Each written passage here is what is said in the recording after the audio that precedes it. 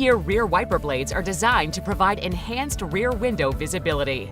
This brief video will take you step by step through the removal and installation on vehicles with Rock-Lock 5 rear wiper arms. To remove your current wiper blade, lift the wiper arm as high as it will go and place your hand between the underside of the wiper arm and the wiper blade. Grab the back of the wiper blade with your fingers and pull down until it disengages from the wiper arm.